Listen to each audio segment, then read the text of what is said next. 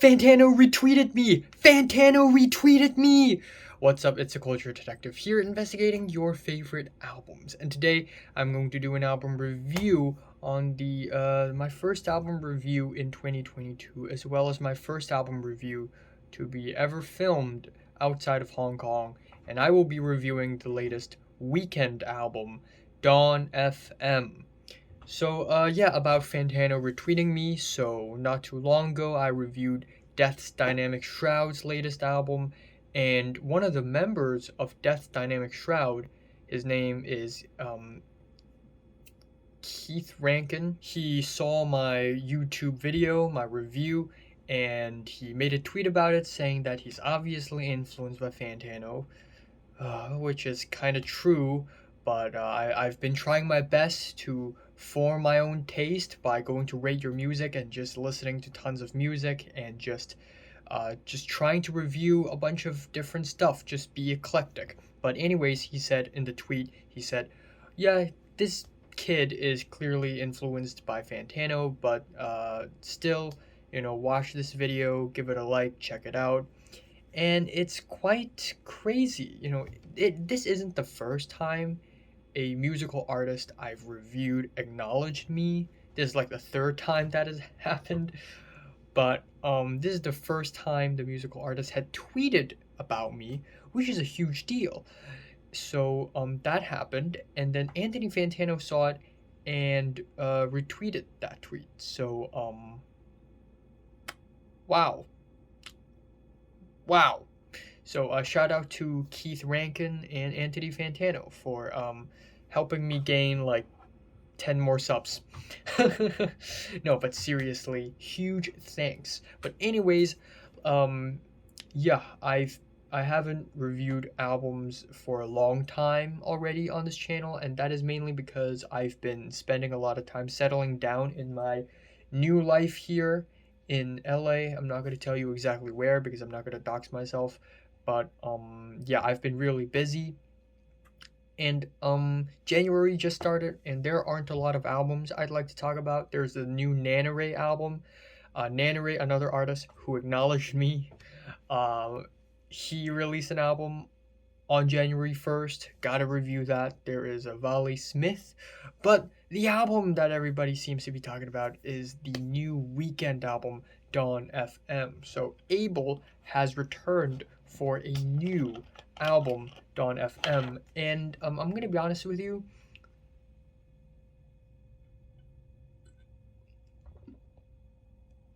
I've never been a huge Weeknd fan. I think some of his singles are really good. Can't Feel My Face is a banger. Starboy is obviously one of my favorite Weeknd songs ever. But his albums had never been that great. And that is until After Hours, which was released in 2020, where The Weeknd pretty much, I wouldn't say pioneer, but pretty much became the headliner of the whole 80s revivalist movement of the past few years. Ever since The Weeknd and Carly Rae Jepsen's latest music, pretty much almost every single pop artist has been trying to do this 80s revivalist thing, 80s aesthetics, retro. And not only did the musical industry change because of this, but also the TV industry. Actually, the TV industry even preceded that with Stranger Things. But yeah, the whole 80s retro thing, 80s aesthetic, it's been quite the rage in the past few years, to a point where it's become a little bit annoying. But anyways, 2 years after Hours, The Weeknd has released Dawn FM, which is kind of like a sequel to After Hours, still with the very 80s aesthetics, still really embracing the absurdity of this 80s style. It's very over the top. It's very fun. And this is basically The Weeknd's new album. And another thing I'd like to point out about every single track on this album is that the song transitions between track to track are all really smooth, really amazing, which made listening this album so much more enjoyable. So that's really cool. But anyways, let's talk about this album. This album is very 80s and very retro once again, I know, but on top of that, this album also has this concept of being like a radio listening session or something. It's called Dawn FM, and throughout the album, occasionally left and right, Jim Carrey pops up as the radio host for this album. So that sort of strings all the tracks together into one whole album, and that's pretty much it. The album opener is the title track. It is this very atmospheric opening. It builds up with these very bright synths. Jim Carrey shows up at the end, which is really nice. Also, I'm looking this way right now because I've typed in some notes in my laptop, so I'm looking this way now. Usually I write it down on a piece of paper and I would look down, but it's different now. And I love the intro. I think it's very cinematic. I think it leads to the second track really well. And the second track is Gasoline, which is one of the weirdest tracks I've ever heard from The Weeknd. And I didn't actually like it at first. At first, I just thought it's really weird. The pitched vocals by The Weeknd is really weird, and I didn't hate it. I just thought it was really weird. And the melodies are also really strange. For the people who really love catchy, straightforward R&B flavored Weeknd, they're not gonna enjoy this one all that much because the song structure and the vocal melodies are kind of off. But after listening to this track for two or three more times, I began to like it. So yeah, and it's also pretty bold for The Weeknd to start off the album with a track like this. So I gotta give him that. And then we have How Do I Make You Love Me? And it is a total banger. I love the sharp, riveting keyboards. The chorus, once again, features some pitched vocals, which is worked in really well.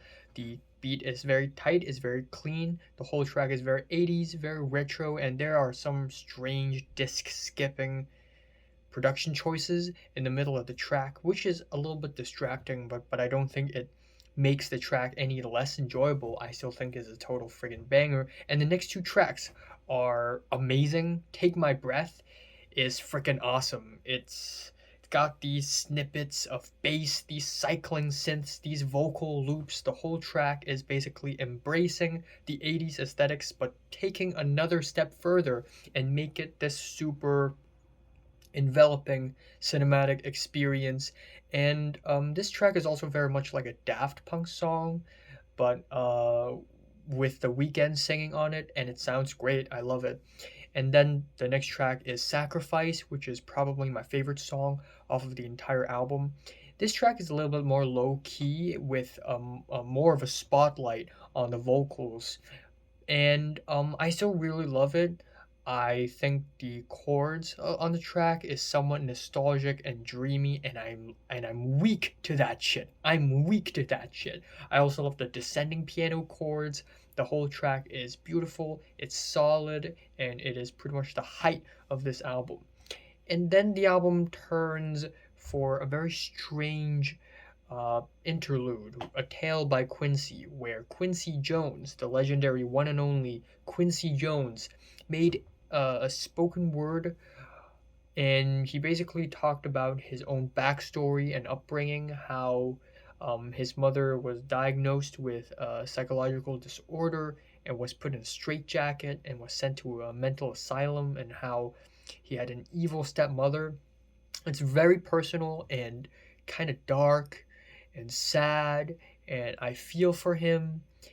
And yeah, I mean, it's not a bad track, but what I can say is that it's a very strange interlude. After four very awesome, solid bangers, we just have this random, dark, sad interlude, and then we have another banger after that. It's just like, why, what's going on? The next track on this album, Out of Time, is another highlight for me. This track is equal parts city pop flavored, equal parts Michael Jackson inspired. It is a slow jam. It has the woodwind synths and the slow grooving bass, which I really love, the watery pianos, which goes and it just adds such a nice texture to the track. It's sensual, it's soulful, and it has a random Jim Carrey appearance at the end, which I don't think is all that necessary, but overall, this track is a total jam. And then we have Here We Go Again, featuring Tyler the Creator. And this track is a slow nocturnal track with atmospheric keyboards, which sounds fine, but this track features Tyler the Creator. Now, here is my issue with this track.